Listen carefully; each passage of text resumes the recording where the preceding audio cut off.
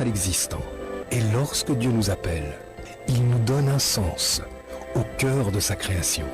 Seul son appel peut nous transformer, au point de nous faire parfois changer de nom, comme Abraham qui devient Abraham, ou Simon qui devient Pierre, Jorge Mario qui devient Pape François. Nous sommes tous appelés à nous mettre en marche, comme Abraham, comme Pierre. Entendre cet appel, être capable de le distinguer dans le brouhaha environnant, prêter l'oreille, se retirer, l'entendre enfin, écouter sa parole, discerner et, confiant, devenir acteur du plan de Dieu. 104.7 FM. Radio Maria Côte d'Ivoire, Mans, il est 10h.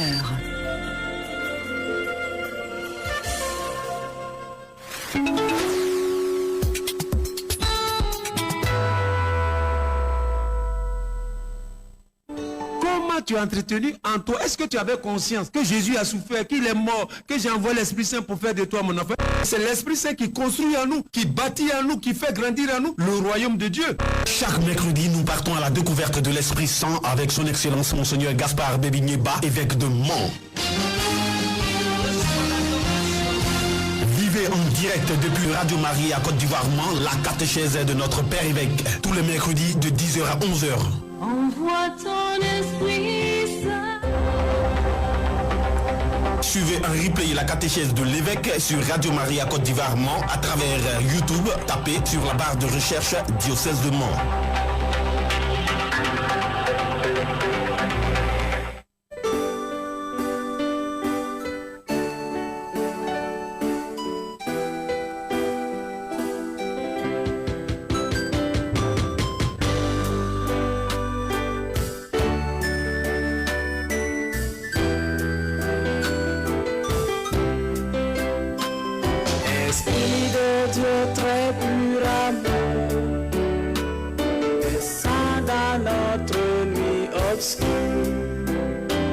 Le temps nous tient la chair nous dit,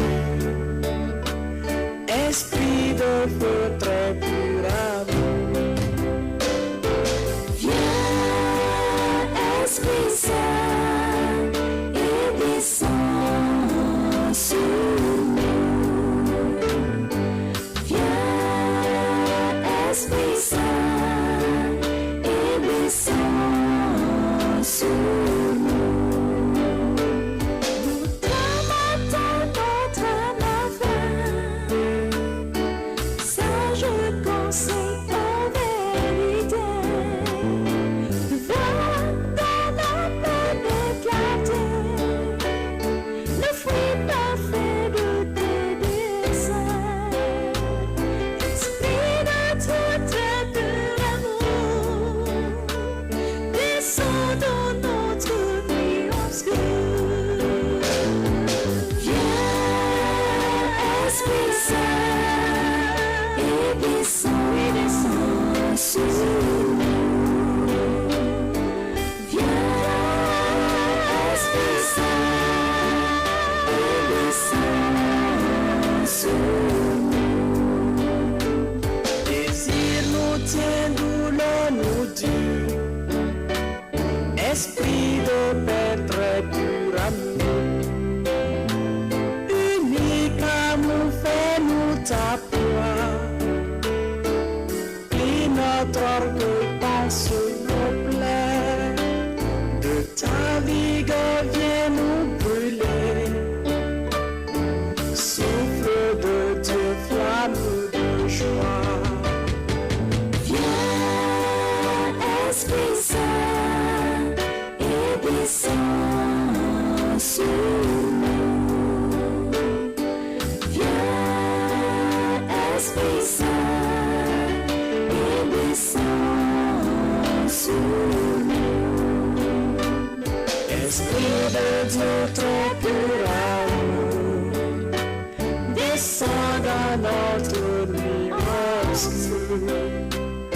La chair nous tient la esprit du ciel très pur amour. Viens, Esprit Saint, et descends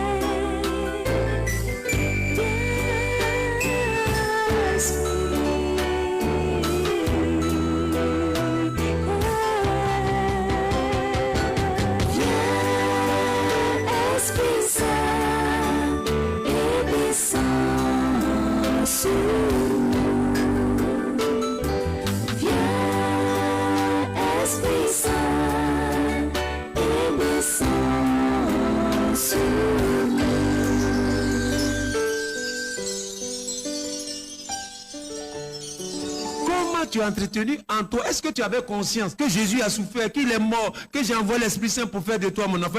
C'est l'Esprit Saint qui construit en nous, qui bâtit en nous, qui fait grandir en nous le royaume de Dieu. Chaque mercredi, nous partons à la découverte de l'Esprit Saint avec son Excellence Monseigneur Gaspard Bébi-Niéba, évêque de Mans. Vivez en direct depuis Radio Maria Côte d'Ivoire Mans, la catéchèse de notre Père évêque, tous les mercredis de 10h à 11h. Envoie ton Esprit Saint. Suivez un replay la catéchèse de l'évêque sur Radio Maria Côte d'Ivoire Mans à travers YouTube. Tapez sur la barre de recherche Diocèse de Mans.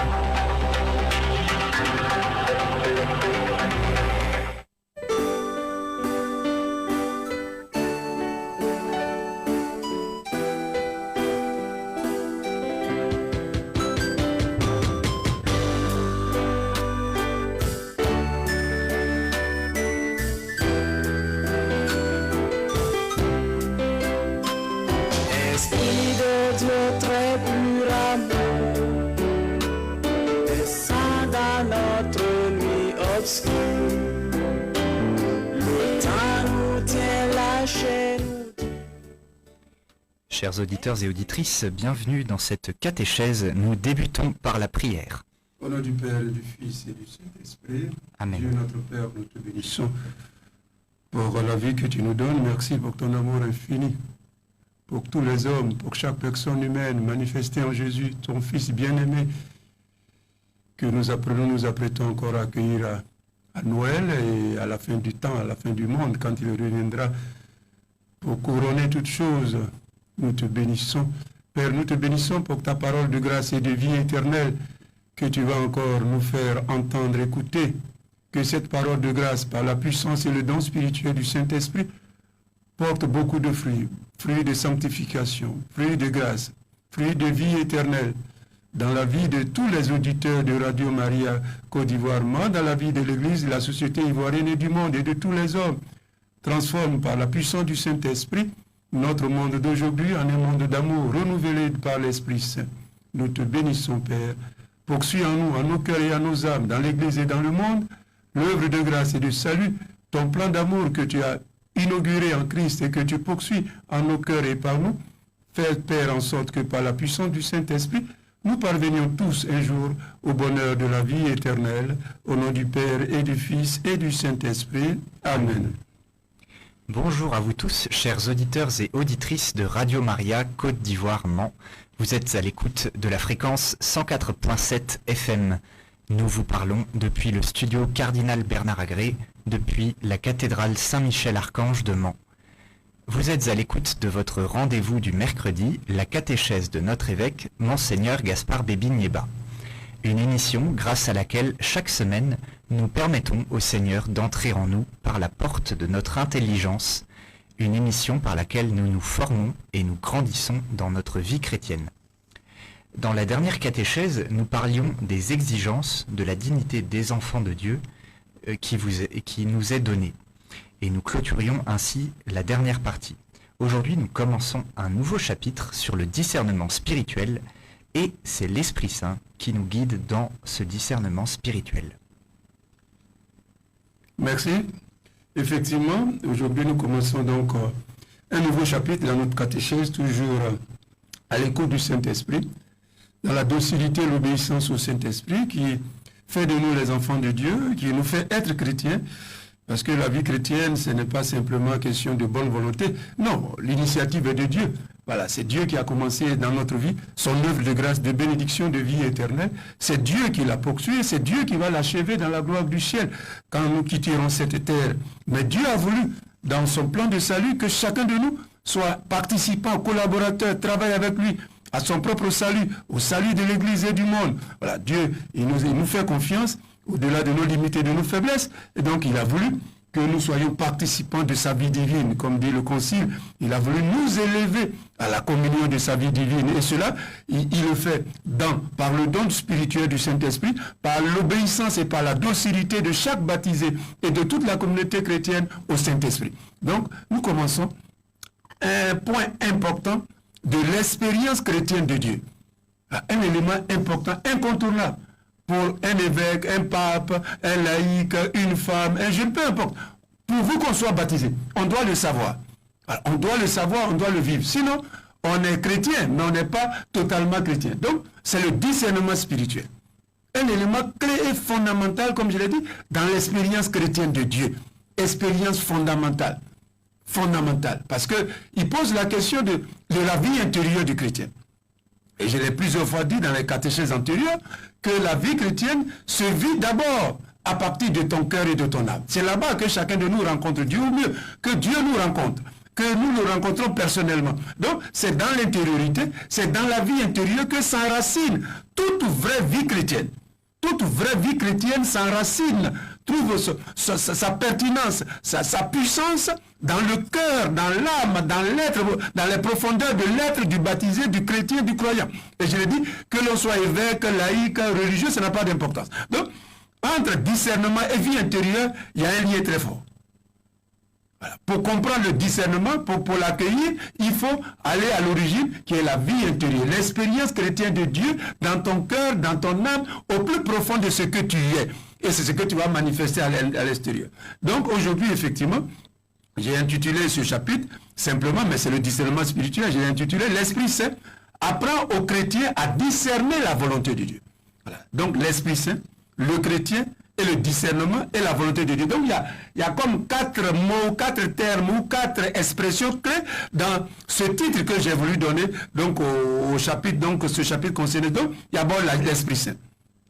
Il y a le chrétien, il y a discerner et il y a la volonté de Dieu. Voilà. L'Esprit Saint, qui est le principe, l'auteur, qui aide le chrétien, qui l'entraîne, qui lui apprend, qui l'éduque, qui l'établit, qui l'installe, prenez le mot qui vous convient le mieux. Voilà, le chrétien, dans cette expérience intérieure de Dieu, qui l'établit, donc le chrétien, dans cette expérience qu'on appelle discernement. Voilà. Et cela, c'est un rapport avec la volonté de Dieu, donc avec Dieu. Avec le plan de Dieu sur le chrétien lui-même, le plan de Dieu sur les autres, le plan de Dieu sur l'Église, le plan de Dieu sur l'humanité. Donc, vous voyez, il y a Esprit Saint, il y a le chrétien, il y a le discernement, puis il y a le plan de Dieu. Voilà. Donc, les 4 mots, les 4 termes sont essentiellement liés, reliés et unis. L'Esprit Saint, chrétien, discernement et plan de Dieu. Plan de Dieu. Si vous sortez du plan de Dieu, vous ne faites plus un discernement. Donc c'est un rapport. La finalité, le but, c'est le plan de Dieu sur moi. Évêque, Monseigneur Baby, évêque de moi, le plan de Dieu sur moi. Le plan de Dieu sur l'église de moi. Le plan de Dieu sur les prêtres. Le plan de Dieu sur les laïcs. Le plan de Dieu sur la société ivoirienne. Le plan de Dieu sur le monde actuel. Romains chapitre 12, verset 1 à 2. On fait toujours comme on a l'habitude de le faire. Romains 12, 1, 2 qui dit ceci, où l'apôtre Paul écrit: je vous exhorte, mes frères, au nom de la miséricorde de Dieu, à vous offrir vous-même un sacrifice vivant, saint et agréable à Dieu. C'est cela le véritable culte que vous devez rendre à Dieu. Ne vous conformez pas aux habitudes de ce monde, mais laissez Dieu vous transformer et vous donner une intelligence nouvelle. Vous pourrez alors discerner, voilà le mot, vous pourrez alors discerner ce que Dieu veut, ce qui est bien, ce qui lui est agréable, ce qui est parfait. Donc Romains 12, chapitre 12, verset 1 à 2. Ensuite, 1 Thessaloniciens, donc la première lettre de Saint Paul, de l'apôtre Paul aux Thessaloniciens, au chapitre 5, du verset 19 au verset 22, l'apôtre Paul écrit ceci, et je cite: n'éteignez pas l'Esprit Saint, mais discernez la valeur de toutes choses, discernez la valeur, la portée spirituelle de toutes choses, de toute réalité, de toute situation, de tout événement. Quelle est la valeur spirituelle de tel événement? Les événements passent, ne dépendent pas forcément de nous. Mais le chrétien a le devoir d'analyser, de décrypter, de discerner la valeur, la portée spirituelle de tel événement. Si l'événement, au plan spirituel, en rapport avec le plan de Dieu, n'est pas pertinent, il est nul pour le chrétien. Le chrétien ne doit pas l'encourager. Il ne doit pas mettre sa bouche dedans comme pour parler simplement au village. Non, c'est fini, ça n'a pas de valeur. C'est comme si ce n'était pas passé. Le chrétien, oui, c'est comme si la chose ne s'était pas passée. Puisque pour le chrétien, la valeur de cette chose en rapport au plan de Dieu, ça vaut rien. Oui, il ne faut pas crier, il ne faut pas faire bruit dessus. Il faut faire comme si ça n'a pas eu lieu. Vous voyez comment le discernement est important? Voilà. Donc, je continue. Mais discernez la valeur de toutes choses. Ce qui est bien, gardez-le. Ce qui est bien. Quand vous avez discerné l'événement, la portée, la valeur de ce qui est arrivé, de la situation de l'événement, si c'est bien, on dit de garder ça. C'est l'apôtre Paul qui dit. Et ensuite, il dit, éloignez-vous de tout ce qui porte la trace du mal. Vous voyez, donc le discernement déjà dans cette situation, là aussi c'est presque complet. N'éteignez pas l'esprit, vous voyez ce que je disais, l'esprit est encore au bout, qui nous a été donné, qui a été donné à chaque baptisé, à chaque croyant, à chaque chrétien. Discerner. Mais la finalité c'est quoi? C'est la portée, la valeur spirituelle de toutes choses. Les événements passent dans notre vie personnelle, la vie des autres, de l'église du monde, mais n'ont pas la même portée, la même valeur dans le plan de Dieu. C'est ça, c'est ça. C'est pour ça que c'est merveilleux le discernement. Oui, n'ont pas la même valeur. N'ont pas la même portée. En rapport avec le plan de Dieu sur moi, sur l'église, sur l'humanité. Donc, le discernement est essentiel. Vous voyez la valeur. Donc, quand tu discernes la valeur, alors il dit, dans l'événement, dans la chose, dans ce qui est arrivé, dans ce qui se passe, si tu vois qu'un rapport avec le plan de Dieu, ça ne vaut rien, on dit qu'il ne faut pas le garder. Il ne faut pas parler de ça. Il faut taire ça. Il ne faut même pas mettre ta bouche dedans. Ça ne vaut rien. Tu vas perdre ton temps pour toi, faire bruit pour rien, mais chez Dieu, ça n'a pas de valeur, ça ne va pas rester, ça ne va pas résister. Donc, ce n'est pas la peine. C'est ça. Ne le gardez pas. Ce qui est bien, il faut garder, mais ce qui est mauvais, ce qui porte la trace du mal, éloignez-vous de ça. C'est l'apôtre Paul qui parle, c'est pas moi. Hein. Moi, je devais commenter un peu. Voilà. 1 Thessaloniciens, chapitre 5, versets 19 à 22. Enfin, le troisième texte que j'ai pris, c'est Philippiens 1, 9 à 11. Donc, le premier chapitre donc, de la lettre aux Philippiens, premier donc, chapitre, donc Philippiens 1, premier chapitre, versets 9 à 11, où l'apôtre Paul écrit encore, et je cite, « Dans ma prière, je demande que votre amour vous fasse progresser. » Voilà. Vous fasse progresser de plus en plus dans la connaissance vraie et parfaite clairvoyance qui vous feront discerner ce qui est le plus important. Vous voyez, tout à l'heure, il disait, discerner la valeur de toutes choses. Maintenant, il dit ici, vous discernerez ce qui est le plus important. Mais pas n'importe, c'est toujours l'important, c'est en rapport avec le plan de Dieu. Ce qui est important, c'est avec le plan de Dieu. Sur moi-même, sur l'église, sur les autres, sur la société. Qu'est-ce qui est le plus important? Dans la vie, il y a des choses qui sont importantes. Il y a plusieurs degrés d'importance. Et chacun de nous dit ce qui est important. Mais ici, le discernement pose l'importance par rapport au plan de Dieu. Par rapport à Dieu, à ce que Dieu veut, à ce que Dieu attend de moi, de l'église, du monde, de ma femme, de mes enfants. Si c'est une famille, si vous êtes marié, c'est la même chose. Voilà. Qu'est-ce que Dieu veut de moi, de ma famille, dans la situation que je rencontre? Qu'est-ce qui est le plus important dans ce qui m'arrive, dans ce qui est... Qu'est-ce qui est le plus important pour Dieu, aux yeux de Dieu? Voilà. Donc, discerner, pas ce qui n'a pas de valeur, ce qui est banal, ce qui est secondaire, mais le plus important. Le plus important. Le plus important, j'insiste bien dessus. Le plus. Donc, encore une fois, il y a beaucoup de choses qui se passent dans notre vie. Personnelle, dans la société, dans l'église. Mais ce n'est pas tout qui est important. Pour Dieu et dans le plan de Dieu, pour la réalisation du plan de Dieu sur moi, sur les autres, sur l'église, non, ce n'est pas tout qui est important. Il y a beaucoup de choses qui se passent. Donc, le discernement permet de trier. Tu tries, c'est comme les parents au village, quand ils font café, il y a un moment, on appelle ça triage. C'est pas ça? On prend des tamis là, et puis on met dessus, et puis le bon la reste, et puis... Voilà, c'est la même chose. Le discernement, c'est comme un tamis que l'on pose dans la vie, dans les réalités, dans les événements qui se passent. Voilà. Ce qui est bon là, ça va tomber en bas. Ce qui est mauvais là-bas, on va jeter. Donc, dans la vie, tout ce qui se passe, il y a des choses, il faut jeter. Au plan spirituel, il faut jeter ça. Il ne faut pas retenir ça. Mais c'est pas bon, c'est pas bon. Si tu retires, ça ne va pas t'envoyer au ciel. Donc ici, c'est ça qui est important. Le discernement, comme un tamis intérieur spirituel du chrétien, où il pèse les choses. Il fait comme ça. Comme les mamans font aussi peut-être pour la checker ou d'autres choses, ou non. Voilà, elles font comme ça jusqu'à puis ceux qui ne sont pas bons là. Voilà, elles jettent. Le discernement, c'est ça dans la vie du chrétien ou de la communauté chrétienne. Il y a des choses qu'il faut jeter.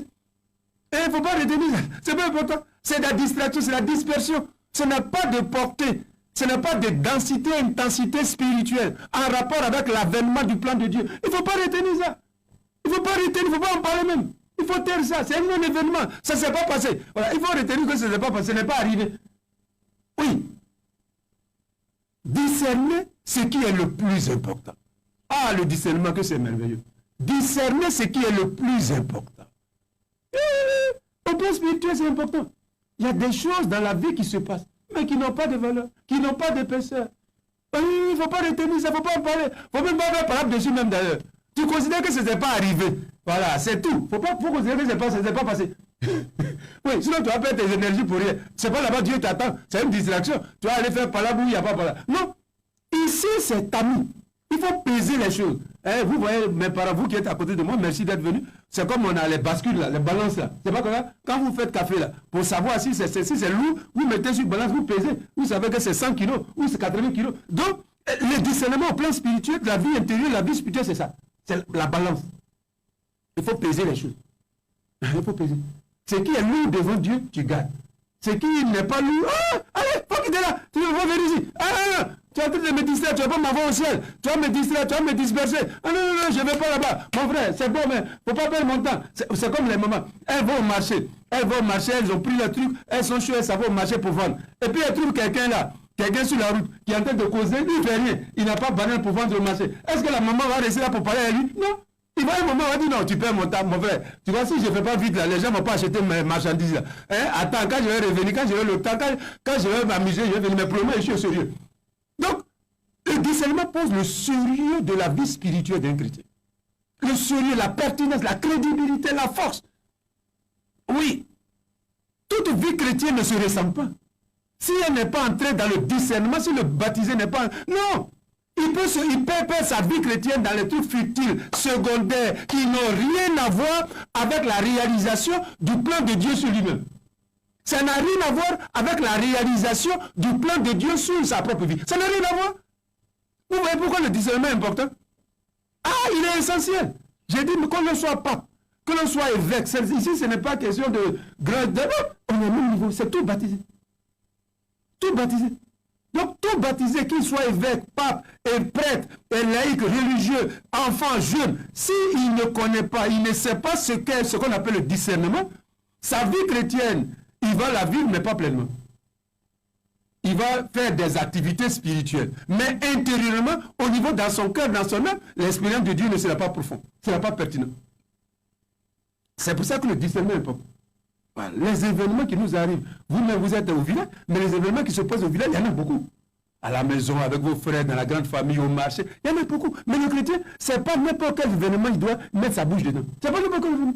Il doit discerner. Oui.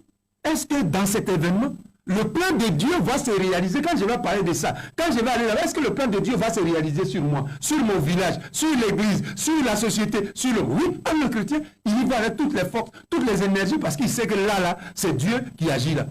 Mais quand il voit que ce n'est pas Dieu qui agit, non. C'est comme un match qui est fini. Alors, toi, tu es venu en retard, le match est déjà fini, on a fait classement, on a donné la coupe, où tu vas encore? Donc, ici, l'apôtre Paul, il insiste, discerner ce qui est le plus important.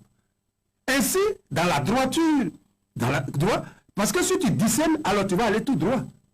Si tu ne discernes pas, tu vas à gauche, c'est comme un soulard.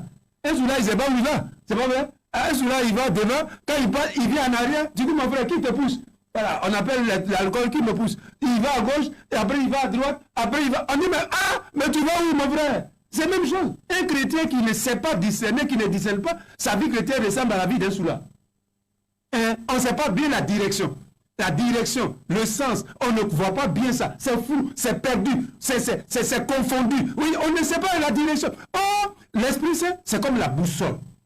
En tout cas, nous, on était aussi, on nous a pris la boussole. On dit, c'est avec ça, on s'oriente. Quand on va à mer, quand on va dans le coin, ou que c'est difficile, on ne sait pas. On va à la boussole. Donc, la boussole te dit, c'est ici qu'il y a la bonne route. Voilà, c'est ça le discernement, au plan spirituel. Grâce au discernement, l'Esprit te montre toujours le chemin de Dieu. La voie de Dieu, la voie du salut. Il dit dans ça, là, c'est ça. Dieu est dedans. Le plan de Dieu se réalise ici. Mais ici, là, non. Donc, ici, avec Philippiens 1, 9 à 11, je peux comparer le discernement à une boussole spirituelle intérieure du chrétien. La boussole. La boussole spirituelle intérieure du chrétien qui permet, aussi on nous a dit, c'est le pôle nord, n'est-ce pas Philippe? Voilà, que la boussole, voilà, l'aiguille est dit. Ici, c'est le plan de Dieu, c'est la voie de Dieu, c'est la voie du salut que l'Esprit Saint, c'est par le discernement qui est la boussole spirituelle intérieure, te dit, non, ici, là, mon frère, ça, c'est pas important, voilà le chemin de Dieu. Et malgré les péchés, et puis tu fais l'effort pour venir dessus. Tu dis, c'est vrai, j'allais me perdre. Ici, là où je partais en brousse. Voilà, c'est pas le chemin de Dieu, mais maintenant là, ça c'est le chemin de Dieu, je vais m'efforcer de me mettre sur la voie du salut. Donc, Le discernement permet aux chrétiens de revenir chaque fois, parce qu'on est pécheur, on est limité, et puis on est souvent distrait, mais par le discernement, l'Esprit Saint ramène le chrétien en quelque sorte de la dispersion à l'essentiel qui est le plan de Dieu, sur lui, sur l'Église, sur le monde. De quelle manière Dieu réalise dans ma vie, aujourd'hui, dans cette situation concrète, son plan, son dessein, son projet dans ma vie, dans la vie des autres, de l'Église et du monde. Et le chrétien, alors, il accepte, il adhère. Voilà, il accepte et donc, ainsi, dans la droiture, vous marcherez sans trébucher vers le jour du Christ. Et vous aurez en plénitude la justice obtenue grâce à Jésus-Christ pour la gloire et la louange de Dieu. Oh, que c'est beau, cette citation ou ces paroles de l'apôtre Paul. Que c'est merveilleux. Oui, discerner. Discerner ce qui est le plus important pour marcher toujours, pour être toujours sur la voie du salut. Voilà. Vous marcherez sans trébucher. Voilà. Sinon, on trébuche. Quand tu disais pas, tu dois trébucher, tu vas aller à gauche, à droite, tu es perdu. Ici, sans trébucher, parce que tu es sur la voie du salut, le chemin du salut. Tu marches tout droit, tout droit, tout droit. Et ici, on chante là. Saisi par le cri Jésus, je cours droit, tout droit vers le but. Pour lui, j'ai tout sacrifié, car pour moi, il s'est livré. Oui, saisi par le Christ, par le discernement, le chrétien marche avec l'apôtre, à la suite de l'apôtre, tout droit. Quelles que soient les difficultés, il est ballotté par les événements, par les situations, mais l'Esprit Saint le ramène toujours sur le cap, sur la bonne route, sur la bonne voie du Seigneur. Voilà, c'est ça. Mais il est sûr. Donc, Philippiens. Alors, l'action du Saint-Esprit, le Saint-Esprit, donc, se manifeste, l'Esprit Saint que Dieu a répandu dans la vie, dans le cœur des baptisés, des croyants, des chrétiens, oui, l'Esprit Saint se manifeste. Au mieux, se manifeste particulièrement dans ce qu'on appelle le discernement spirituel. Donc, manifestation, expression, voilà, dans la vie du baptisé, du Saint-Esprit. Voilà. Souvent, je l'ai dit au début, en Côte d'Ivoire, même dans toutes les églises chrétiennes, quand on parle du Saint-Esprit, on insiste seulement sur les dons spirituels de guérison, de libération. On oublie ce qui est le plus fondamental, c'est le discernement spirituel. Le don spirituel du discernement. C'est ça qui nous met, qui nous conserve, qui nous confirme dans la voie du salut. C'est le discernement. C'est le discernement. Donc c'est le plus grand don du Saint-Esprit. C'est comme ça que moi je peux voir dans l'expérience spirituelle de Dieu. Dans l'expérience spirituelle, c'est le plus grand don. Parce que ça te maintient, ça te confirme. Au lieu d'aller à gauche, à droite, derrière, tu ne sais plus où tu es, l'Esprit Saint, voilà, par le discernement, te maintient malgré les difficultés, malgré les péchés, les faiblesses. L'Esprit Saint, en quelque sorte, te pousse, t'accompagne, et ainsi, tu vas résolument vers la gloire du Seigneur. Donc, pour moi, c'est le plus grand don spirituel du Saint-Esprit. À part, bien sûr, l'Esprit Saint a fait de nous ses enfants, les enfants de Dieu. Après ce don-là, de l'adoption filiale, c'est le deuxième grand don. C'est la lumière intérieure, le discernement, c'est la lumière intérieure des enfants de Dieu. C'est qui l'énergie, la force vitale intérieure qui illumine, qui éclaire, qui guide, qui motive, qui oriente la vie de ceux et celles qui sont devenus enfants de Dieu par la grâce du Christ et le don spirituel du Saint-Esprit. C'est justement ça qu'on appelle le discernement spirituel. Donc, l'Esprit Saint se manifeste ainsi, de manière particulière, spéciale, voilà, dans la vie de chaque croyant, de chaque baptisé, de l'Église tout entière, de la communauté chrétienne. Voilà, à travers ce don-là. Et en même temps, il est don spirituel, le discernement, mais en même temps, il est un style de vie. Donc, il y a deux aspects dans le discernement. Don intérieur, dans ton cœur, dans ton âme, là où personne ne voit. Mais en même temps, le discernement est un art, est un style de vie. Une manière de vivre, une manière d'être, une manière de se comporter.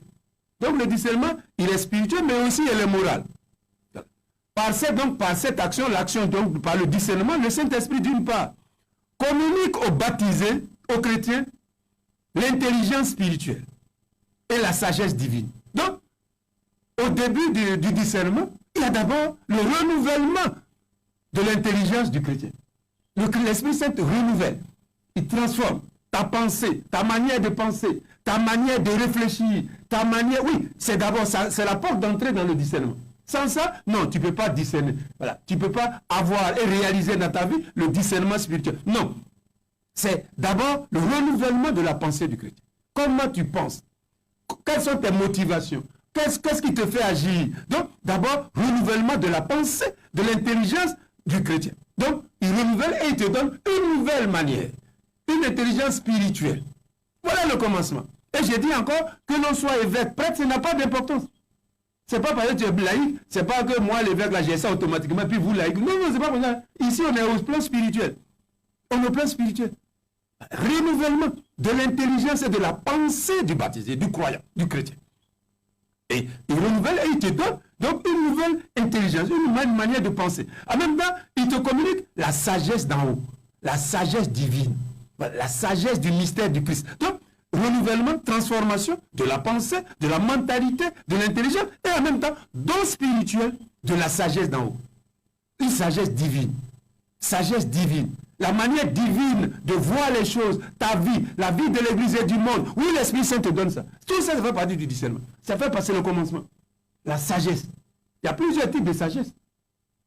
Il y a la sagesse des livres. Quand tu partais beaucoup à l'école, tu as la sagesse des livres. Si tu es, par exemple, Dida, tu as la sagesse, tes parents t'ont éduqué, tu as la sagesse d'Ida. Si tu as fait, tu as beaucoup. Mais ici, c'est la sagesse de Dieu. La sagesse du mystère du Christ. C'est-à-dire que le discernement, l'Esprit Saint, confirme et consolide l'expérience chrétienne de Dieu du baptisé. Voilà, dans le mystère, la sagesse du mystère du Christ. Est-ce que ce chrétien a la sagesse du mystère du Christ? Est-ce que ce baptisé a la sagesse du mystère du Christ? Est-ce que l'évêque bébé a la sagesse du mystère du Christ? Oui, voilà. La question, l'interrogation, la provocation que suscite le discernement spirituel. À nous tous, comme je l'ai dit, ici, là, on est la même chose. À nous tous. Prêtre, évêque, pape, oui, l'Esprit Saint nous demande. Est-ce que Monseigneur bébé a la sagesse du mystère du Christ? La sagesse des choses de Dieu, des réalités d'en haut. Ça pose ce problème. Le discernement. Et d'autre part, l'Esprit Saint, justement, dans le don, dans l'art du discernement, oui, rend le chrétien donc aussi capable. Voilà, deuxième niveau. Rend donc le chrétien capable de prendre, en toute situation concrète, la décision morale. Donc, il lui donne cette capacité. Il est capable. La capacité. La capacité. C'est comme vous avez 100 kilos, vous avez un sac de 100 kilos de riz, mais ce n'est pas tout le monde qui peut soulever ça. Il y a des gens qui peuvent soulever. Mais toi, tu viens, tu veux bien, tu as la bonne volonté. C'est pas ça. Quelquefois, quand nous étions enfants, c'est comme ça qu'on faisait. Le papa envoie un seau d'eau là, la maman, on dit non, je vais prendre. Tu viens, tu touches, tu vois que c'est lourd, hein. Tu dis oh, vraiment. Et puis tu laisses ça au papa ou à la maman. Voilà. Donc, c'est ça. Ici, là, c'est pas la bonne. Pour être chrétien, la bonne volonté ne suffit pas. Oui, il faut être capable. La capacité, il faut l'avoir. Et ici, c'est l'Esprit Saint qui te donne ça. Si tu as accepté que l'Esprit Saint renouvelle ton intelligence, ta pensée, ta mentalité, et que l'Esprit Saint te donne la sagesse de Dieu, la sagesse divine, la sagesse spirituelle, alors l'Esprit Saint aussi, alors seulement l'Esprit Saint te rend capable, la capacité spirituelle. Capacité spirituelle. Oui, ici, comme je l'ai dit, la bonne volonté ne suffit pas. Tu peux vouloir faire des choses de Dieu, tu vas dire, non, mais tu n'as pas la capacité, donc tu ne peux pas le faire.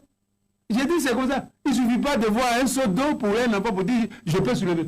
Est-ce que la volonté suffit ici? Ça ne suffit pas. Tu vas aller à côté, tu vas toucher, tu vas voir que c'est lourd. Hein. Qu'est-ce que tu fais? Tu abandonnes. Donc l'Esprit Saint, on ne sait pas, mais quand tu pries, même si tu peux faire une petite prière, c'est l'Esprit Saint qui te rend capable. Nous on pense souvent, les choses de Dieu, on les voit en termes de mérite. Mais c'est le jour où on échoue, on prend comme ça que c'est Dieu qui nous aide. Non, ici, il faut tout ça. Tout ce qui est réalité spirituelle, pour nous mettre sur la voie du salut, que ce soit prier, la parole de Dieu, le témoignage, l'amour, la conversion, la liturgie, la prière, tout ça, ce n'est pas question de bonne. C'est l'Esprit qui nous rend capable. C'est l'Esprit qui nous rend capable des choses de Dieu, des choses d'en haut, parce que c'est les choses divines. Ah, où toi tu vas trouver ça? Est-ce que ça se paye dans une boutique? Est-ce que ça ne paye pas? C'est pas biscuit. Donc c'est Dieu qui nous rend capable. Les choses d'en haut, les réalités spirituelles, la voie du salut, les moyens du salut, tout ce que vous savez en Dieu, oui, c'est l'Esprit qui nous rend capable des choses de Dieu, des réalités d'en haut. Capacité intérieure, capacité spirituelle. La bonne volonté humaine simple ne suffit pas ici. C'est pas catch, c'est pas boss. Même boss là, tu penses que tu vas gagner le gars, tu vas, il te frappe et puis tu viens à la maison. Non, n'oubliez jamais ça. N'oubliez jamais ça. La bonne volonté ne suffit pas pour être dans les choses de Dieu. Il faut que l'Esprit nous rende capable, la capacité spirituelle intérieure, de prendre, comme j'ai dit, en toute situation concrète, la décision morale, d'adopter le comportement conforme à la parole de Dieu, à la bonne nouvelle du Seigneur, à la grâce du Christ, et au plan du salut de Dieu en général. Donc, ici, en toute situation, l'Esprit Saint, parce qu'il a renouvelé le chrétien, il a accepté que l'Esprit Saint renouvelle sa pensée, sa mentalité, que l'Esprit Saint lui donne donc la sagesse de Dieu, la sagesse d'en haut, la sagesse spirituelle. L'Esprit Saint alors rend ce chrétien, ce disciple de Jésus, ce baptisé, capable des choses de Dieu, capable de se comporter comme Dieu veut, capable de se comporter selon le plan de Dieu, capable de se comporter selon la parole de Dieu, capable de se comporter en vue de la gloire du ciel. Capacité spirituelle qui vient du Saint-Esprit. C'est pour ça que vraiment, celui qui n'écoute pas l'Esprit, qui ne veut pas l'Esprit, c'est difficile d'être un bon chrétien. Comme je dis, nous on pense que les choses de Dieu, c'est comme si tu vas apprendre, tu vas à l'école, et puis tu étudies, et puis tu connais. Non, non, non, non. C'est plus que ça, parce que c'est vie intérieure. Oui, c'est vie intérieure. Et c'est l'Esprit Saint qui nous donne la sagesse des choses de Dieu. La sagesse des choses de Dieu. La sagesse d'en haut. La sagesse divine. Qui nous pousse à aimer Dieu, à aimer les choses de Dieu, malgré les limites et les faiblesses, mais à chercher Dieu, à marcher vers Dieu, à marcher vers la gloire de Dieu. Cela nous vient du Saint-Esprit. Cela nous vient du Saint-Esprit. J'insiste beaucoup là-dessus. Cela nous vient du Saint-Esprit. Par conséquent, frères et sœurs, le discernement dans l'Esprit Saint et selon l'Esprit Saint est donc une voie spirituelle importante et essentielle et décisive. Voilà. Voie spirituelle. Moyen spirituel, important, clé, fondamentale, essentielle, décisive. Prenez tout ce que vous voulez. Oui, pour se conserver, pour se maintenir, pour être constant, pour progresser sur la voie du salut, il faut le discernement. Ah, on est pécheur. Hein? Il y a le mal, hein? Il y a les événements qui nous déroutent, qui nous déboussolent. On va à gauche, on va à droite. Donc, il faut chaque fois, c'est comme une fois, revenir. Tu es là, tu reviens. Là, tu reviens. Ah, tu avances là. Ah, mais si tu n'es plus revenu, c'est que tu es perdu, tu embrouches. Il faut revenir. Mais c'est grâce au spirituel. C'est pour ça que le discernement spirituel, je l'ai dit, dans la vie d'un chrétien, qu'il soit évêque, consacré, religieux, religieuse, prêtre, laïque, le discernement spirituel est un élément clé et fondamental de l'expérience de Dieu dans le Christ. De l'expérience de Dieu dans le Christ. De l'expérience chrétienne de Dieu, le discernement spirituel est fondamental. Est fondamental. Est fondamental. Est fondamental, est essentiel, est important. Donc, pour être capable donc de discerner dans l'Esprit Saint selon l'Esprit Saint, le chrétien, d'après l'expérience spirituelle de l'apôtre Paul, je l'ai dit tout à l'heure, doit permettre à Dieu, à la grâce de Dieu, de renouveler son esprit, sa pensée, son intelligence et sa sagesse. Oui, premier élément, accepter que Dieu transforme, renouvelle ton esprit, ta pensée, ta mentalité, ton intelligence et ta sagesse. La manière de voir la vie, les autres, le rapport, tout ça, il faut accepter ça. Si tu n'as pas accepté, l'Esprit Saint ne peut pas te faire entrer, accéder au discernement. C'est pas possible. C'est pas possible. Donc, il renouvelle. Et l'Esprit Saint, justement, en cela aussi le chrétien, il permet à Dieu, justement, de renouveler, de rénover toute sa vie. Alors, il sera apte, il sera capable à distinguer le bien du mal selon la volonté de Dieu. Donc, l'apôtre Paul, quand il a parlé, il a dit ça. Quand vous discernez, il dit, gardez le bien et éloignez-vous du mal. Donc, le discernement, sans le discernement, la vie du chrétien est dans la confusion. Le chrétien, souvent, il prend le mal pour le bien pour le mal. Il ne sait pas ce qui est bien, ce qui est mal. Il est dans la confusion. Il est dans la confusion. Il est dans la confusion. Il ne sait pas. C'est pas parce qu'il ne veut pas, mais il ne sait pas. Intérieurement, il ne sait pas. Par rapport au plan de Dieu, par rapport à la volonté de Dieu, il ne sait pas. Il est dans la confusion. Il est dans la confusion. Confusion entre le mal et le bien. Or, par le discernement, dans le discernement, l'Esprit Saint, justement, il éduque, apprend aux chrétiens, selon le plan de Dieu, selon la volonté de Dieu, à distinguer, à séparer le bien du mal. Il dit, ça c'est mal aux yeux de Dieu.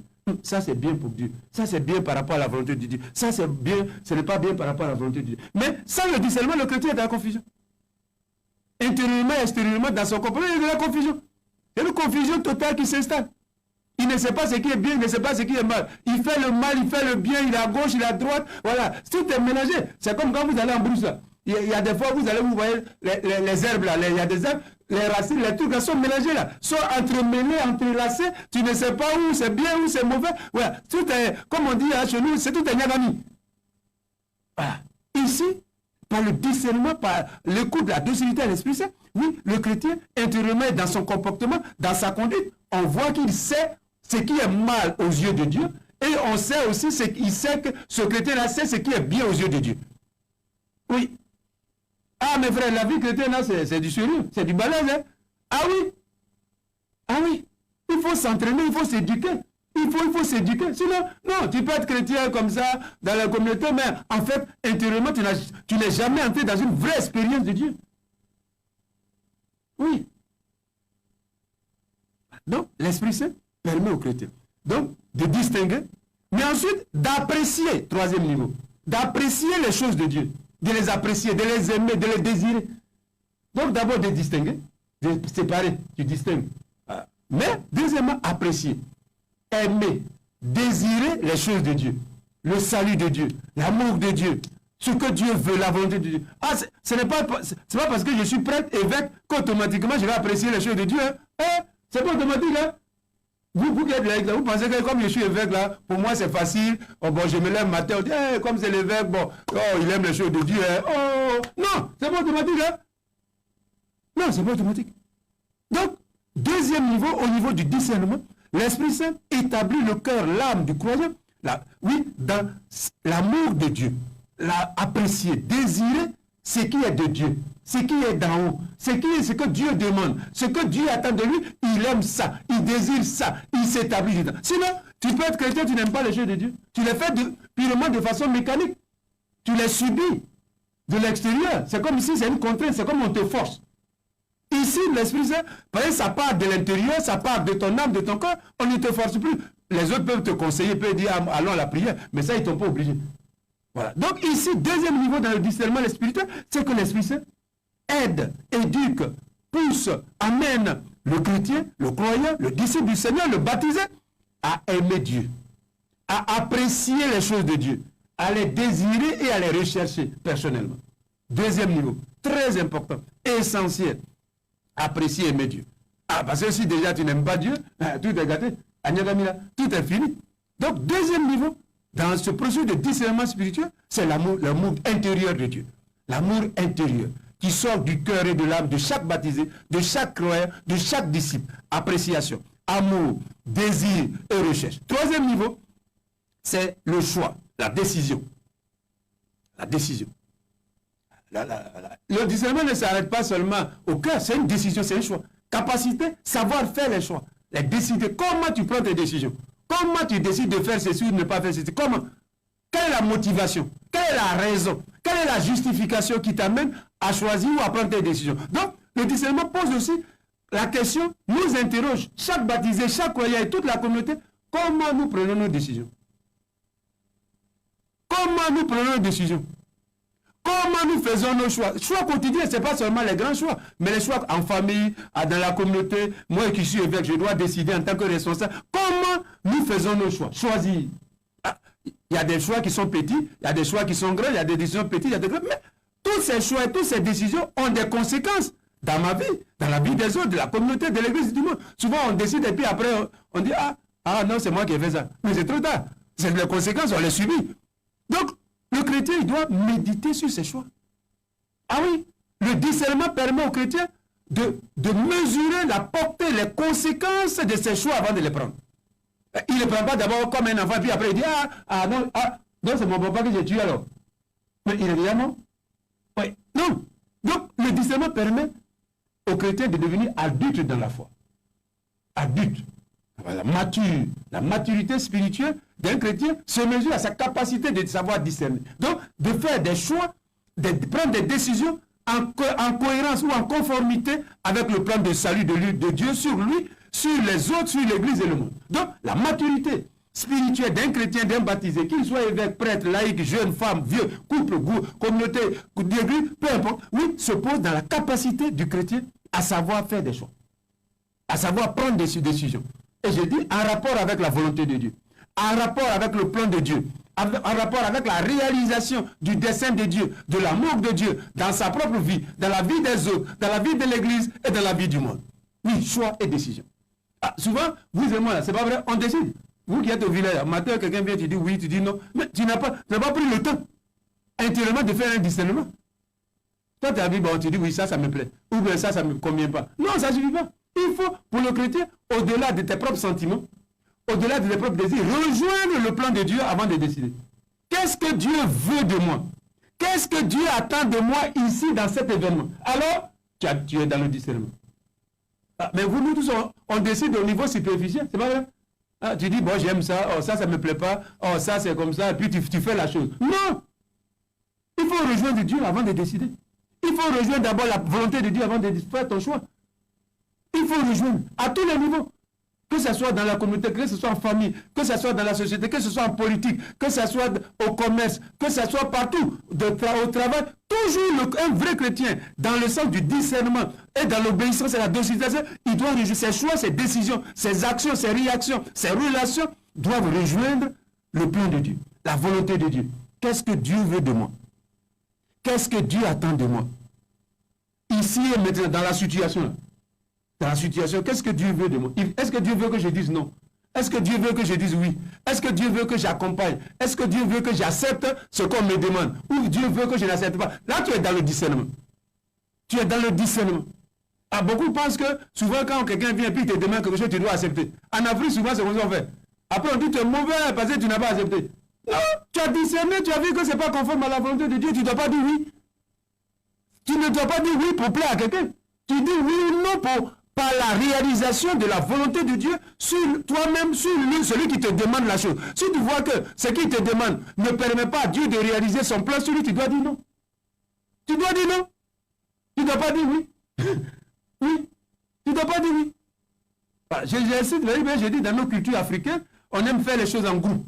Les gens mettent pression sur toi, et puis on dit, bon, comme ça, tu vas dire oui, et puis non, c'est pas ça. C'est le discernement qui fait que tu es chrétien.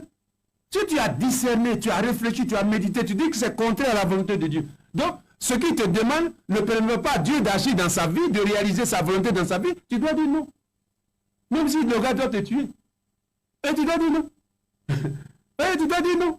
C'est parce que dans sa vie, là, ce qu'il te demande ne permet pas à Dieu de le sauver. Donc, tu le mets en enfer. Si tu acceptes ce qu'il te dit, tu es d'accord que Dieu le mette en enfer. Mais c'est le plus grand malheur. Ce n'est pas ce qu'il te dit, demande là qui est le plus grand malheur. C'est de perdre le salut éternel qui est le plus grand malheur. Donc toi, tu ne peux pas amener ton frère au malheur. Si vous qui êtes les parents, vous êtes à la maison avec vos enfants, et puis l'enfant vient dire, papa, il faut me donner le couteau. Est-ce que vous lui donnez ça? Vous avez le couteau, n'est pas bien, vous allez arracher pour aller cacher. C'est ça le discernement. Et le discernement est encore beaucoup plus important pour vous, nous tous qui avons des responsabilités. Prêtre, papa, chef de famille, chef de communauté, de village, de société, président de la République, parce que nos décisions ont des grandes portées sur les autres, sur la société, sur le groupe. Donc on ne décide pas comme ça, c'est pas parce que quelqu'un vient dire il faut donner plus. Non! Et pour nous, au plan spirituel, j'ai dit, c'est un rapport avec la volonté de Dieu. Un rapport avec le plan de Dieu, le destin d'amour de Dieu sur la personne. Est-ce que quand ce qu'il te demande de faire, si tu le fais, est-ce que Dieu va aimer, puis Dieu va agir dans sa vie? Non. Tu ne vas pas accepter. Donc ici, vous voyez pourquoi le discernement est essentiel, je le dis, dans la vie de tous les membres de l'Église, et dans la vie de tous les baptisés, et dans la vie de la communauté chrétienne, et de toutes les communautés chrétiennes, des mouvements, associations, et de l'Église, dans la vie et la mission de l'Église tout entière, l'Église universelle. Le discernement est essentiel, j'insiste là-dessus. Essentiel, capital. Malheureusement, à la catéchèse, même au séminaire, on n'en parle pas. Donc, on est chrétien, mais on ne sait même pas ce qu'on appelle discernement. On n'a jamais entendu parler de ça, comme disaient les gens dans les livres des Actes des Apôtres, quand l'apôtre Paul leur a demandé, mais avez-vous reçu l'Esprit Saint? Et ils ont dit, l'Esprit Saint, c'est quoi? Et ils ont dit, mais nous, on n'a pas reçu. Il a commencé à expliquer, et on dit à la fin, l'apôtre Paul leur a imposé les mains, et ce jour-là, il reçut l'Esprit Saint. C'est la même chose. Il y a beaucoup de notre vie, dans notre vie, comme j'ai dit là, on n'a jamais entendu ce qu'on appelle discernement. Mais comment on peut vivre la vie chrétienne? Voilà. Comment on peut vivre la vie chrétienne? On ne peut pas. On ne peut pas la vivre pleinement. Donc, le discernement pose aussi, comme je l'ai dit, la question du choix ou des choix du baptisé, du croyant, du chrétien et de la communauté chrétienne. Les choix, les décisions, les actions, les réactions. Voilà. C'est l'autre portée essentielle. Comment tu prends tes décisions? Comment tu fais tes choix? Les décisions, comme je dis, elles sont petites souvent, mais elles sont aussi grandes. Elles ont des portées, des conséquences dans ma propre vie. est-ce que tu les mets toujours tes choix décisions en rapport avec Dieu, avec la volonté de Dieu, avec le plan de Dieu, avec le dessein d'amour de Dieu? Ou bien toi, tu décides, bon, toi seul quoi, tu ne tiens pas compte de Dieu, bon, tu fais ce qui te plaît, ce qui te convient, à ta nature, à ta pensée, bon, tu fais... C'est bien, tu es chrétien, mais tu n'es pas un chrétien adulte. Tu n'es pas un chrétien mature. Non, tu es encore en chemin vers la maturité chrétienne. Le chrétien, il devient mature, il devient adulte dans la foi, dans l'expérience de Dieu et dans le Christ. Lorsqu'il discerne, c'est-à-dire quand il met ses choix et ses décisions en rapport, ou ses actions en rapport avec la réalisation du plan de Dieu sur lui, en rapport avec la réalisation du plan de Dieu sur le monde, sur l'Église, sur les autres, sur ses enfants, sur ceux dont il est responsable. Oui, c'est ce rapport-là qui fait le chrétien. Sinon, tu es enfant, même si tu es avec bébé, que tu ne mets pas tes choix, tes décisions en rapport avec l'avènement du royaume de Dieu, tu es un enfant. Même si c'est depuis 1900 que tu as été baptisé, tu es un enfant. Hein, tu es un enfant. Dans la foi, dans l'expérience de Dieu, tu es un enfant. On doit te considérer comme un enfant. Hein? Même si tu es mon seul bébé, on doit te considérer comme un enfant. Et puis tu es évêque de moi, puis le pape t'a nommé, c'est très bien. Mais spirituellement, tu es un enfant, tu es un bébé. On doit encore te donner du lait. On ne doit pas te donner foutu, bas avec tout ça, ça va gâter tes dents. Tes dents ne sont pas spirituelles, ne sont pas encore solides. Oui, ils ne sont pas solides. Oui! Donc vous voyez que le discernement est un grand enjeu. Au plan spirituel, au plan moral, au plan concret. Au plan moral, au plan du comportement. Oui, les choix et les décisions. Comment nous prenons nos décisions? Comment nous les prenons? Donc, décision. Et ensuite, le discernement, à ce niveau-là, du discernement dans l'Esprit Saint selon l'Esprit Saint, comme je l'ai dit, c'est un élément qui distingue la vie du chrétien, donc du croyant, du disciple de Jésus, du baptisé, qui la distingue de la vie du croyant de l'Ancien Testament. Dans l'Ancien Testament, quand vous lisez l'Ancien Testament, le comportement, la conduite du chrétien était déjà codifiée. Alors, quand vous lisez par exemple le livre de Lévitique, tout est codifié. Donc, tout est codifié, légalisé, formalisé, c'est automatique. On te dit ça l'on fait, ça l'on fait pas, ça l'on fait pas, ça l'on fait pas. Voilà. Donc, dans l'Ancien Testament, c'était uniquement ça. Il suffit de te conformer, il suffit de faire, d'obéir à ce qui est écrit et tu es un bon croyant. L'Ancien Testament. Je fais ici la différence. Donc, mais dans le Nouveau Testament, un bon chrétien va plus loin que ce qui lui est demandé. Puis, grâce au discernement, parce que le discernement, c'est chercher la volonté de Dieu dans chaque situation. Ce n'est pas écrit. Par exemple, s'il pleut, et puis tu es là, ce n'est pas écrit quelque part, ah, si un chrétien il pleut, il ne doit plus aller au champ. C'est écrit quelque part. Donc c'est toi qui, pendant qu'il pleut, qui va dire, ah, mais qu'est-ce que Dieu veut de moi dans cette pluie-là? Est-ce qu'il veut que je reste? Est-ce que je dois partir? Donc vous voyez que ce n'est pas écrit. Donc le discernement ajoute quelque chose de non écrit, codifié dans la vie du chrétien. Donc, la vie chrétienne, il y a ce qu'il sait déjà. On va te dire, il faut aller à la messe, il faut prier, il faut adorer Dieu. C'est bon. Mais les situations, les événements qui vont arriver vont aussi t'interpeller pour voir maintenant, toi, dans cette situation, qu'est-ce que je dois faire? Donc, tu vois, ça, c'est pas écrit. Donc, le discernement pose ça. Et c'est là qui est le plus dans la vie du chrétien. Discerner la volonté de Dieu et obéir à cette volonté dans les situations concrètes qui ne sont pas prévues, qui ne sont pas planifiées, qui ne sont même pas connues. On est en Côte d'Ivoire, puis il y a eu la guerre. Est-ce qu'au temps du feu, on savait que la guerre allait arriver en Côte d'Ivoire? Ah. C'est pas écrit quelque part. Mais la guerre est arrivée. On devait faire le discernement. Dans la situation de guerre, qu'est-ce que Dieu attend de nous? Qu'est-ce que Dieu veut de moi? Comment dans cette situation je dois accomplir la volonté de Dieu? Ah, mais nous tous, chacun se fâche, chacun commande, on lit les journaux politiques, chaque chrétien, il prend une mentalité. Oui, on ne fait pas le discernement. Oui. Donc c'est dans chaque situation imprévue qui arrive, accidentelle, ponctuelle, que le chrétien, justement, il doit, à l'écoute du Saint-Esprit, discerner la volonté de Dieu. Qu'est-ce que Dieu veut de moi, ici et maintenant? Qu'est-ce que Dieu attend de nous? Si c'est un groupe, si c'est un village, si c'est un pays, si c'est l'église, à tout entier. Oui, dans la situation, comment nous devons accomplir la volonté de Dieu? Comment? Mais ce n'est pas facile, ça demande souvent conversion, changement de mentalité. Parce que quand on est habitué à quelque chose, on ne veut pas accepter la nouveauté. Donc, mais le discernement pose ça. Toujours, dans la situation concrète, actuelle, dans les prévus, dans ce qui arrive ou qui est arrivé, comment accomplir la volonté de Dieu? Ensemble ou individuellement, comment ici, maintenant, là, qu'est-ce que Dieu nous demande? Un changement de mentalité, un changement de comportement, une nouveauté. De quelle manière? Donc, c'est ça qu'il faut chercher. Donc, pour le chrétien, ce n'est pas les événements qui sont le problème. C'est la capacité du chrétien ou de la communauté chrétienne à discerner dans la situation la volonté de Dieu. Qu'est-ce que Dieu veut de moi? J'ai pris l'exemple de la guerre, parce que c'est une expérience triste, mais qui peut faire réfléchir. Voilà, la guerre est arrivée. Il est dit, chacun de nous a commenté oui ou non. Mais non, le chrétien doit aller plus loin que l'apparence, que ce que tout le monde dit, tout le monde voit, pour rejoindre Dieu, le plan de Dieu, sur la Côte d'Ivoire, sur l'humanité, sur la société, sur le baptisé. Comment ici, dans cette situation, l'amour de Dieu doit se réaliser? L'amour de Dieu. Oui. Donc, le discernement permet aux chrétiens d'aller en profondeur des choses. En profondeur. Parce que la nature humaine, dès qu'un événement arrive, chacun de nous, c'est spontanément, tu donnes ton avis, ton opinion, ce que tu penses, ce que tu désires. Voilà. Mais le chrétien, il doit aller au-delà des apparences, au-delà de l'opinion générale, au-delà de ce que tout le monde pense.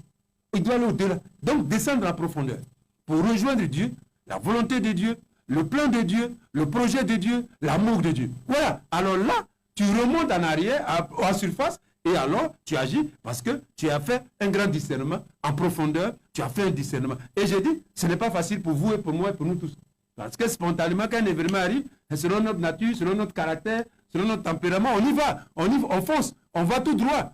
Non, le chrétien doit aller en profondeur. Le discernement, puisque Dieu a répandu l'Esprit Saint, comme dit l'apôtre, dans notre cœur, dans les profondeurs de notre être, alors le discernement peut se rejoindre toujours dans tout événement, dans toute situation, dans tout ce qui t'arrive, nous arrive, on doit écouter le Saint-Esprit au-delà de nous.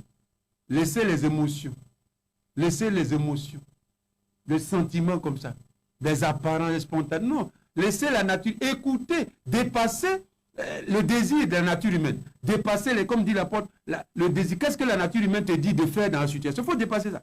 Il faut franchir cette barrière pour rejoindre à l'intérieur, au-dedans de moi, la présence, l'action du Saint-Esprit. Alors, tu écoutes Dieu et sa volonté. Tu écoutes Dieu et sa volonté. Qu'est-ce que Dieu veut de moi? Ici et maintenant. Qu'est-ce que Dieu veut de moi? Un changement de comportement. Et de quelle manière je dois changer de comportement? Si tu acceptes ça, tu vas voir que ce qui était difficile est devenu lumière. Mais souvent, c'est le refus de la conversion. Le refus de ce que Dieu nous demande dans la situation. La résistance à ça qui nous fatigue plus que la chose elle-même. Oui, c'est ça qui nous fatigue. Ce n'est pas la chose qui nous fatigue, mais c'est la résistance à la volonté de Dieu dans la situation qui nous fatigue. Oui. Et comme je l'ai dit, il y a eu guerre. Mais si tu découvres en tant que baptisé que tous les hommes doivent s'aimer, que tous les hommes doivent s'accepter, et que tu acceptes ça, c'est fini. Tu as eu la lumière. C'est comme tu as porté les lunettes, c'est fini. Tu as vu la route, c'est fini. Mais si tu refuses, par exemple, l'amour de Dieu dans la situation, tu vas rester là à regarder rancune, à te fâcher, à faire parler à gauche. Mais c'est faux. Parce que là, tu n'es plus dans le plan de Dieu. Là, tu n'es plus dans le projet de Dieu. Là, tu n'es plus dans la volonté de Dieu. Donc, c'est vrai, tu es chrétien, tu es baptisé, mais là, tu es en brousse. Tu es en brousse. Donc, vous voyez que le discernement spirituel pose la question de la maturité spirituelle d'un chrétien. La maturité spirituelle d'un baptisé. Est-ce que ce chrétien est adulte dans la foi? Est-ce que ce chrétien est mature dans la foi? Ou c'est encore un enfant? That is the question, disent les Anglais. Oui, c'est pour ça que j'ai dit le discernement spirituel est essentiel dans ma vie d'évêque, dans votre vie de couple, de baptême. Non, sinon tu es enfant. Si tu ne sais pas ce qu'on appelle discernement, que tu n'as jamais discerné, non, tu es bien, tu vis à l'église, c'est bon, tu n'es pas en enfer, mais tu es encore bébé, tu es encore un enfant. Même si tu as été baptisé en 1830, non, tu es encore un enfant. Dans la foi, dans la vie chrétienne, dans l'expérience de Dieu, tu es encore un bébé. On doit te donner du lait, on ne doit pas te donner foutu, sinon tes dents vont quitter, tes dents spirituelles, tu vas les casser. Donc vous voyez que le discernement spirituel est fondamental, j'insiste parce que est essentiel, est capital, est décisif dans l'expérience chrétienne de Dieu, dans l'expérience en Christ, la vie de Dieu en Christ, la vie divine en Christ, la vie de la grâce, le discernement, un chrétien, une chrétienne qui sait ce que le discernement et qui est dedans, malgré les limites et les péchés, les faiblesses, il trouve toujours, comme j'ai dit, la boussole, il trouve la bonne voie. Il dit non, ici, là, ça c'est pas important, ça n'a pas de la valeur pour Dieu. Bon, voilà ce qui est essentiel, voilà ce qui est important, je me mets dedans, et puis c'est tout. Voilà. Donc, ici, j'insiste, vous voyez, l'importance. Aujourd'hui, j'ai dit, c'est l'introduction, c'est l'importance. Voilà. Aujourd'hui, j'insiste beaucoup sur l'importance du discernement spirituel dans la vie d'un baptisé, d'un chrétien, d'une communauté chrétienne, de l'Église tout entière. Et Et cela vaut à chaque époque, à chaque moment, dans chaque situation, dans chaque événement, parce que la vie est mouvante, la vie est changeante. Donc le discernement, comme je l'ai déjà dit, un élément clé, un élément fondamental dans la vie spirituelle, dans l'expérience chrétienne de Dieu. Et ici, donc, le discernement spirituel est à la fois une nécessité spirituelle et une exigence morale. Donc, nécessité spirituelle, intérieure, vie chrétienne, etc., l'expérience de Dieu dans ton cœur, dans ton âme, mais aussi une exigence morale, c'est-à-dire ça agit sur le comportement, sur la conduite, sur les décisions, sur tes choix. C'est ça l'aspect moral. L'aspect moral. Donc, c'est les deux éléments du discernement. Nécessité spirituelle et exigence morale, c'est-à-dire le comportement, les actions, les décisions, les choix. Voilà. Le discernement impacte dessus, influe dessus, influence, transforme. Voilà. Si tu discernes intérieur, on va le voir, on va le savoir à travers tes choix, tes décisions, tes actions, tes réactions. On va savoir que toi, tu sais ce qu'on appelle discernement. Alors, toi, non. Tu n'es pas encore arrivé là-bas. Donc, ici, c'est ça. Alors, cette nécessité, voilà, pose ce problème. On va s'arrêter là aujourd'hui. On va continuer pour la prochaine fois. Merci, chers auditeurs et auditrices, d'avoir été à l'écoute de cette catéchèse. Merci à vous, Monseigneur Gaspard Bibinieba, de l'avoir donné. Vous nous avez donc parlé aujourd'hui du discernement spirituel, un élément clé et fondamental de l'expérience spirituelle du chrétien. Et c'est l'Esprit Saint qui guide le discernement en ouvrant l'intelligence à la volonté de Dieu, en établissant le cœur dans l'amour de Dieu et en donnant la force de faire les bons choix. Nous étions au studio Cardinal Bernard Agré pour Radio Maria Côte d'Ivoire Mans sur la fréquence 104.7 FM, Dieu au cœur de nos vies. Nous terminons en prière. Au nom du Père et du Fils et du Saint-Esprit, Dieu notre Père, nous te bénissons. Pour la vie que tu nous donnes, nous te bénissons. Pour ta parole de grâce, de vie éternelle que tu viens de nous faire entendre, écouter, fais en sorte que par la puissance du Saint-Esprit, que l'Esprit Saint nous conduise sur la voie du salut, que nous puissions entrer, nous laisser conduire, transformer par l'Esprit Saint, nous laisser guider, orienter par l'Esprit Saint, pour que nous participions à la transformation de l'humanité du monde en un monde d'amour, de fraternité dans le Christ, lui qui est vivant pour les siècles des siècles. Amen. Au nom du Père et du Fils et du Saint-Esprit. Amen. Amen.